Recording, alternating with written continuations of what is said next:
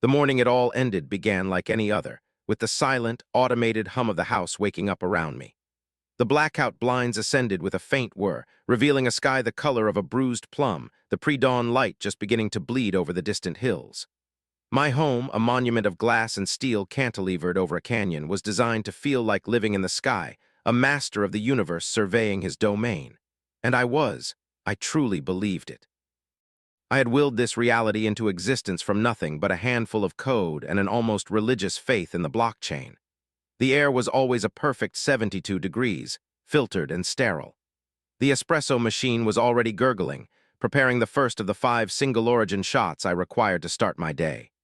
This was the life I had built, not with bricks and mortar, but with bits and bytes, a digital empire that made me a king in a world most people couldn't even see. I remember stretching in the 1,000 thread-count sheets, my wife a still, perfect silhouette beside me, her breathing shallow and even. We slept in the same bed, but we hadn't truly touched in years. The space between us was a cold, empty expanse, filled only by the silent acknowledgement of the wealth that bound us together. My real mistress, my true love, was waiting for me in my office. She was a bank of glowing screens, a constellation of charts and numbers that told the story of my ascent.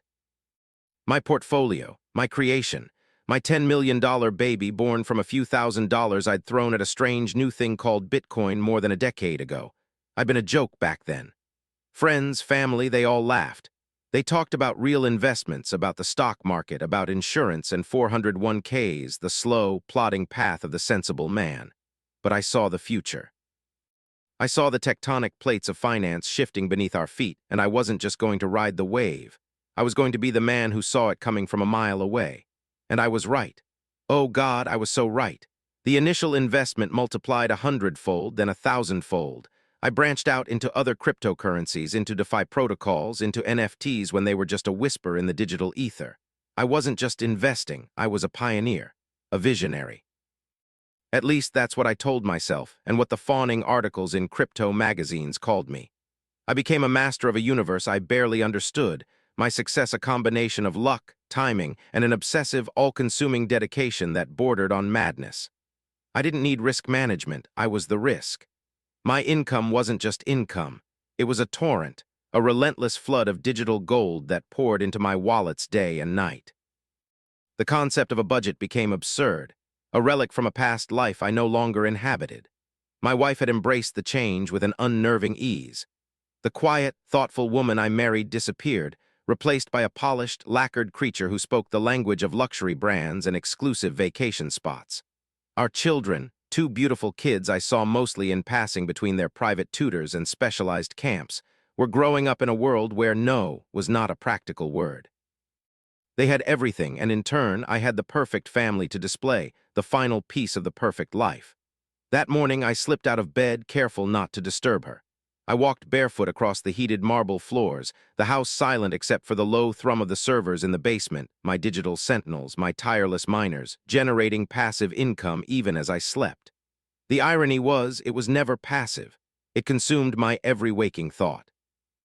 It was a dragon I had to feed constantly, a beast of volatility that could soar to the heavens or plummet to the depths on the back of a single tweet from a tech billionaire. In my office, the glow of the screens was hypnotic. I sat in my ergonomic throne, the leather sighing under my weight. I took a sip of espresso, the bitterness a familiar, welcome jolt. Time for the morning ritual, the scan of the markets. Asia was finishing its day, Europe was waking up. I pulled up my primary wallet, the main account on a well-known, supposedly secure exchange. My heart didn't drop at first, it just stopped. The number was wrong, it wasn't just down. It was a catastrophic, nonsensical figure, a rounding error, a glitch. It had to be. $10 million doesn't just vanish. It's not a set of keys you misplace. It's a weight, a presence, a force of gravity. I refreshed the page. The number was the same. A few $1,000s in a stable coin I'd forgotten about. The rest? Gone. Zeros where there should have been a string of commas. A cold dread, colder than the marble floor, began to creep up my spine. My fingers, usually so nimble on the keyboard, felt thick and clumsy. I navigated to the transaction history. And there it was. A single, outgoing transfer executed 3 hours earlier while I was sleeping. My entire portfolio, all of it, a complex web of different assets, had been consolidated and moved to an unknown address. It was a clean, brutally efficient theft. A digital decapitation. I started to sweat, the espresso turning to acid in my stomach. I toggled between screens, my breath coming in ragged, shallow bursts. My cold storage wallets, the ones I kept offline for ultimate security. I plugged in the first ledger, my hands shaking so badly it took 3 tries to get the USB-C to connect. I entered the PIN, empty. The second one, empty. The third, empty. It wasn't just the exchange, it was everything. They had gotten everything. It wasn't possible. I had 2-factor authentication, biometric scans, security questions that only I could know. I had built a digital fortress, but someone or something had found a secret door. A wave of nausea washed over me. This was the work of a professional, a ghost in the machine who had likely been watching me for months, learning my habits, exploiting a vulnerability I didn't even know existed. Perhaps a compromised browser extension, a sophisticated phishing email I hadn't even noticed, a vulnerability in the exchange's own backend. The how didn't matter in that moment. The only thing that mattered was the stark, brutal reality on the screen. The kingdom was gone. The king was a beggar. I stumbled back from the desk, my legs weak. I leaned against the cold glass of the window, looking out at the world that just minutes ago had been mine to command. The sun was rising now, painting the canyon in hues of gold and orange. It was beautiful, and it made me want to vomit. The silence of the house was no longer peaceful. It was accusatory. The hum of the servers in the basement sounded like a death rattle. For an hour, I just stood there, cycling through the stages of a grief so profound it felt like a physical death. Denial, a desperate, frantic search through forums, looking for news of a major exchange hack, some explanation that would make this a collective problem and not just my own personal apocalypse. There was nothing.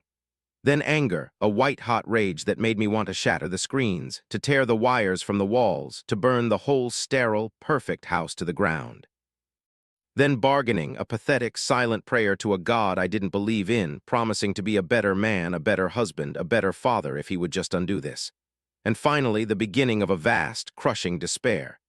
This wasn't just about the money. It was about the identity. Who was I without the numbers on the screen? I was the crypto guy, the genius, the one who got out of the rat race. Without that, I was just a man in an expensive bathrobe with a mountain of debt I just realized I could never repay. Much of my lifestyle, the house, the cars, it was all leveraged. I had taken out massive loans, using my crypto portfolio as collateral. It was a common practice, a way to access cash without selling the assets, a smart financial move when your investments were only going up. But now, with the collateral vaporized, the debt was a guillotine hanging over my neck. I heard a soft sound behind me. My wife was standing in the doorway, her silk robe pulled tight around her. Her face was a mask of carefully curated indifference, but her eyes were sharp, analytical. She wasn't looking at me, she was looking at the screens, then back at my pale, sweat-soaked face. "What is it?" she asked, her voice calm, but with an edge of steel I knew all too well. "Is it the market? Did we have a bad day?" "A bad day." The words were so absurd, so pathetically inadequate, that a strangled laugh escaped my lips. I couldn't speak.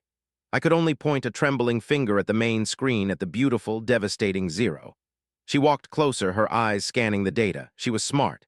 She understood what she was looking at. I watched her face, searching for a flicker of empathy, of concern, of love. I saw nothing. The mask didn't crack, it just hardened. The blood drained from her face, and her perfectly manicured hand went to her throat. Her expression wasn't one of "we're in this together." It was the look of a CEO discovering a fatal flaw in a key asset. The look of an investor realizing their entire portfolio was built on a lie. She looked at me, really looked at me for the first time in a long time, and I saw no sympathy. I saw only calculation. And in that cold, silent gaze, I understood that I hadn't just lost my fortune. I had lost everything. The finality of it was absolute, a door slamming shut in a soundproof room. The sun was fully up now, flooding the office with a brilliant, unforgiving light. The new day had arrived, and it had brought with it the end of my world. I just stood there, a ghost in my own home, the hum of the servers mocking the silence that was about to consume my life. The silence that followed my wife's departure from my office was heavier than any sound I'd ever heard. It was a silence filled with unspoken accusations, with the screeching halt of a life lived at terminal velocity. She didn't scream, she didn't cry. She simply turned and walked away, her posture rigid, her steps measured. The calculation I saw in her eyes was now manifesting as a strategic retreat. She was decoupling, managing her risk. The language of finance had so thoroughly infiltrated our lives that even our emotional collapse was a matter of asset protection. The next few days were a blur of surreal, disjointed moments, like scenes from a film about someone else's life. The first phone call was from the bank, a private wealth manager whose voice, usually so sycophantic and smooth, was now tinged with a clinical urgency. He spoke of collateral, of loan-to-value ratios, of immediate repayment demands. The multi-million-dollar credit line that had financed our glorious lifestyle, secured against a mountain of Bitcoin and Ethereum that no longer existed, was now an anchor dragging me into the abyss. The word debt, which had been an abstract tool for leverage, a clever instrument for wealth creation, suddenly became a living, breathing monster. It was a physical weight on my chest, making it hard to breathe, a constant, dull ache behind my eyes. I tried to explain the hack, the theft. I was met with a wall of professional, scripted apathy. To them, the reason didn't matter. The numbers on their screen were all that was real, and my numbers were now a terrifying, catastrophic red. The subsequent calls were a domino rally of financial ruin, the mortgage on the glass house in the canyon, the leases on the 2 German sports cars in the garage, the platinum cards with no conceivable limit. Each call was a nail in the coffin of the man I used to be. I sat in my silent office, the screens now dark, and just listened as the architecture of my life was dismantled, piece by polite, implacable voices on the other end of the line. My wife, in the meantime, was a whirlwind of quiet, ruthless efficiency. She wasn't packing a suitcase. She was orchestrating an evacuation. Lawyers were consulted. Movers were scheduled. She spoke to me in short, declarative sentences devoid of emotion. She was no longer my wife. She was the executor of our shared past, and her sole objective was to salvage what she could for herself and the children. I tried to talk to her, to reach for the woman I had married, the one who had believed in me when I was just a geek with a crazy idea about digital money. But she was gone. "You promised this would never happen," she said to me once, her voice flat, as she sorted through a drawer of jewelry, deciding what was worth taking. "You said your risk management was flawless. You said the stock market was for fools and that you were building a new kind of legacy." I had no answer. I had said all those things. I had wrapped my arrogance around us like a security blanket, and now that it was gone, the cold was unbearable. The day they left, I watched from the window as the kids were buckled into the back of her white SUV. They looked small and confused. My son had his face pressed against the glass, his eyes searching for mine. I wanted to run out to hold him, to tell him that everything would be okay, but I couldn't move. And what would I say? It was a lie. Nothing was going to be okay. I had gambled their future on a digital dream, and it had turned into a nightmare. My wife got into the driver's seat without a backward glance. As the car pulled away, disappearing down the long, winding driveway, the true scope of the emptiness crashed down on me. The house, once a symbol of my triumph, was now a mausoleum. Every empty room echoed with the ghosts of a life that was no longer mine. The friends, the ones who had clapped me on the back at extravagant parties and laughed at my jokes as if I were a comedic genius, they evaporated like morning mist. My phone, which once buzzed incessantly with invitations and business propositions, fell silent. I sent a few tentative messages, hinting at my situation, testing the waters. The replies were brief, non-committal, or most often non-existent. I was a contagion. A failure, a walking reminder that the intoxicating highs of the crypto world had a dark, terrifying counterpart. No one wanted to be near that. The eviction notice arrived a week later, a stark, official document taped to the giant glass door. It felt like the final joke. I was being evicted from my own monument. The process of leaving was a slow, humiliating ritual. I hired a small, cheap-moving van, a stark contrast to the fleet of professional art movers who had installed our curated lives into this space. I packed a few boxes myself, some clothes, some books, the old computer on which I'd made my first Bitcoin purchase. The rest, the designer furniture, the abstract art, the bespoke kitchen appliances, it all belonged to the bank now. It was just hardware, assets to be liquidated.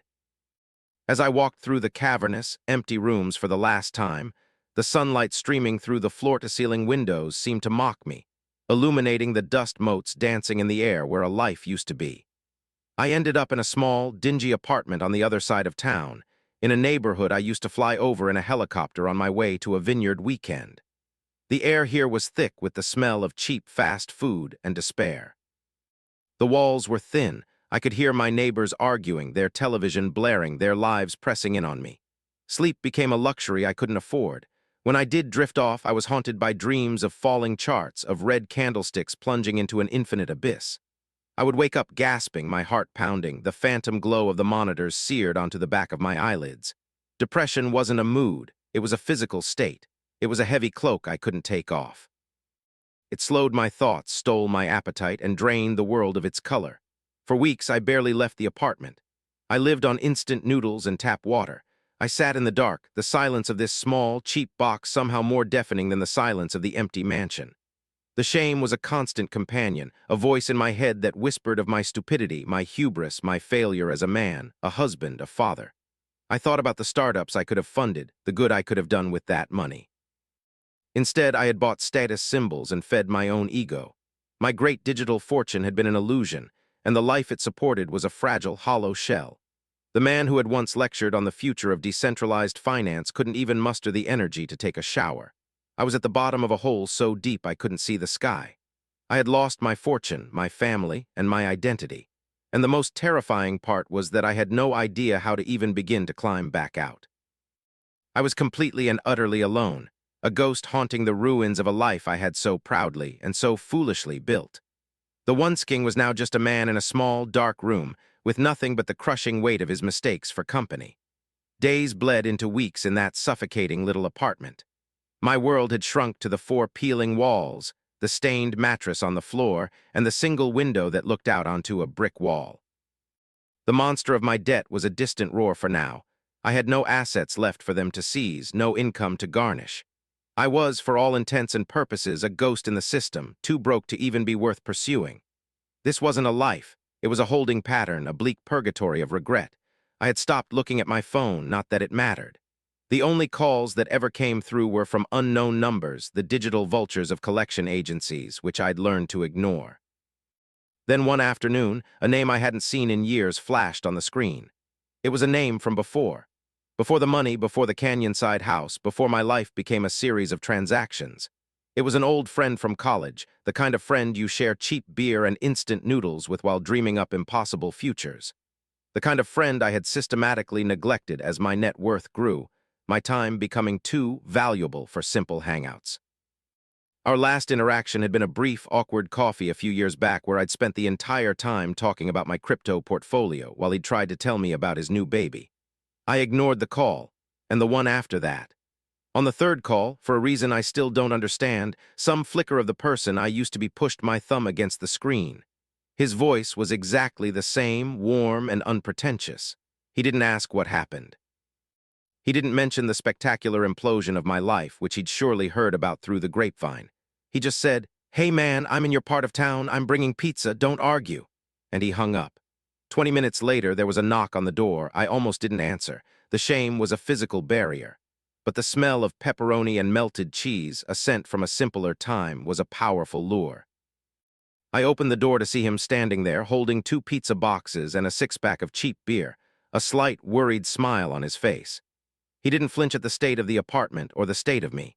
He just walked in, set the pizza on my only piece of furniture, a cardboard box, and popped open 2 beers.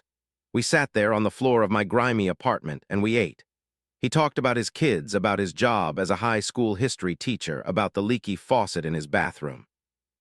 He talked about normal life, a world of small problems and simple joys that I had completely forgotten existed. He didn't offer advice. He didn't say, "I told you so," about my risky investments. He didn't offer me money. He just shared his pizza and his time. For the first time in months, I felt a crack in the icy shell of my depression. His presence was an anchor in the swirling chaos of my mind. After he left, I looked around the apartment, and for the first time I saw not just a prison, but a starting point. It was the absolute bottom. There was nowhere to go but up. The next day, I took a shower. I put on the cleanest clothes I had. I walked out of the apartment and just kept walking. The city was a shock to my system. The noise, the people, the sheer, unrelenting pulse of life. I had been so insulated in my glass tower, so detached from the world of ordinary people, that this felt like a foreign country. I realized I didn't have a single dollar in my pocket. The king of digital finance was penniless. Humiliation warred with a strange, new sense of freedom. I had nothing to lose. I saw a "now hiring" sign in the window of a small coffee shop. Without allowing myself to think, I walked inside. The manager, a young woman with tired eyes and a tattoo of a coffee bean on her wrist, looked me up and down. I had no resume. I had a 10-year gap in my life where my only job description was being rich. I told her I was a hard worker, a fast learner, and I would do whatever was needed. I don't know what she saw in my face, desperation probably, but she told me to come back the next day for a trial shift. My first day was a brutal comedy of errors. I, the man who had managed complex DeFi protocols and multi-signature wallets, couldn't figure out the commercial espresso machine. I spilled milk. I gave customers the wrong change. I burned my hand on a steam wand. My body, softened by years of luxury and inactivity, ached in places I didn't know could ache. My mind, used to processing complex data streams, struggled to remember the difference between a latte and a cappuccino.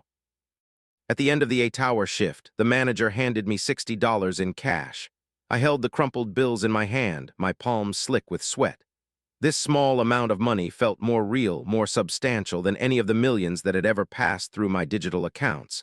I hadn't earned this with a clever click or a market prediction. I had earned it with my time, my body, and a healthy dose of humility. That $60 bought me groceries. Not fancy, organic, delivered to my door groceries, but bread, eggs, cheese, and a bag of apples. I went home and cooked a real meal for the first time in months, an omelet. It was the most satisfying thing I had ever eaten. Working at the coffee shop was a slow, arduous process of re-entering the human race. I learned to talk to people again, not as potential investors or networking contacts, but as people. I learned their names, their coffee orders, their small stories.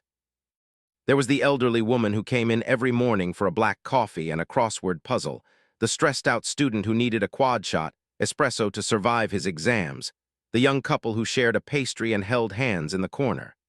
Their lives were a universe of concerns that had nothing to do with the price of Bitcoin. They worried about their kids, their jobs, their health. They talked about movies and sports and the weather. This simple daily rhythm of human interaction began to heal me in a way I couldn't have imagined. My old friend would visit me at the shop sometimes. He'd order a coffee, sit at the counter, and we'd talk. He never treated me with pity. He treated me like a friend who was starting a new chapter. He helped me create a budget, a real one, on a piece of notebook paper. We listed my meager income from the coffee shop and my few expenses: rent, food, utilities. The goal wasn't to get rich, it was to survive. It was the most basic form of risk management applied not to a portfolio, but to a life. One afternoon, a young man, a regular at the shop, was complaining about a bug in the code for a small startup he was working on. On a whim, I glanced at his laptop screen. The language was familiar. Before the crypto obsession had taken over my life, I had been a programmer. I saw his mistake in an instant. I pointed it out, explaining the logic. Stared at me, then at the screen, and his eyes widened. "How did you know that?" he asked. It was a small moment, a flicker of the old me, but without the ego. I wasn't a genius or a visionary. I was just a guy in a coffee-stained apron who knew how to code. It was a skill, a tangible thing I possessed that had nothing to do with a market price. It was a part of me that hadn't been stolen or deleted. That night, I dug my old laptop out of a box. It was slow and clunky, but it worked.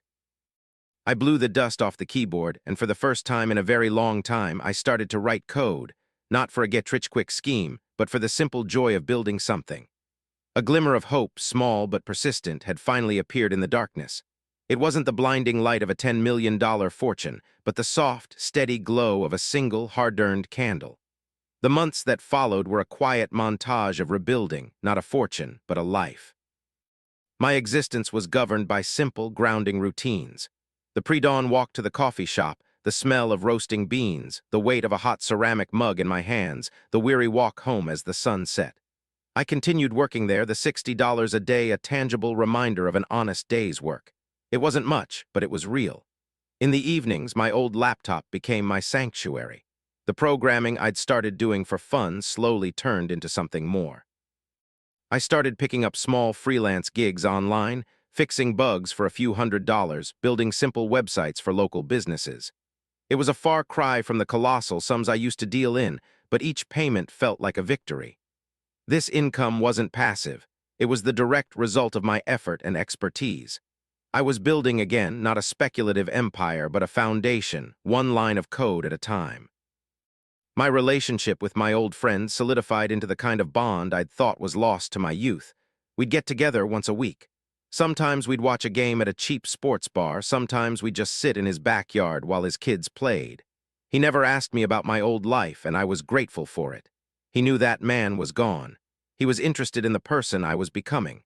Through him, I started to see what a real investment looked like. It wasn't about stocks or cryptocurrencies. It was about the time and energy you put into the people you care about. His life, which I once would have pitied as small and ordinary, I now saw as profoundly rich in ways I had never understood. One day, I received an email with my ex-wife's name on it. My heart hammered in my chest. I hesitated for a long time before opening it. It wasn't from her, but from her lawyer. A formal document outlining the final terms of our divorce. As I read the sterile legal language, I felt not anger, but a deep, sorrowful resignation. She was keeping what was left, which wasn't much. I was to have no claim on any of it, but there was a provision for me to have video calls with the children. The first call was painfully awkward. They were in their immaculate, spacious playroom in their mother's new home. They looked healthy and happy, but distant. They didn't know how to talk to me anymore. I wasn't the father who bought them ponies or took them on impromptu trips to Disneyland. I was just a face on a screen in a small, plain room. I didn't try to impress them or make promises I couldn't keep. I didn't talk about my new life. I just asked them about school, about their friends, about their video games. I listened. Really listened, maybe for the first time. I learned my son was struggling with math and my daughter had scored the winning goal in her soccer game. These were the small, crucial details of their lives that I had been too busy, too self-important to notice before. The calls became a weekly ritual. Slowly, tentatively, a new kind of connection began to form, one not based on material things, but on genuine interest. The turning point in my own journey came unexpectedly.